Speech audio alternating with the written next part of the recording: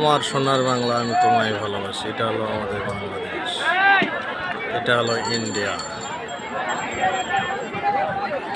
এগুলো সব ইন্ডিয়া।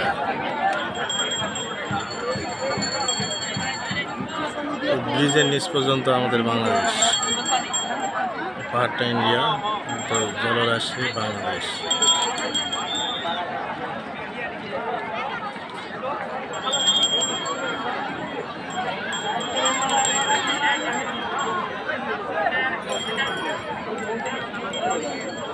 শুধু পাথর আর পাথর।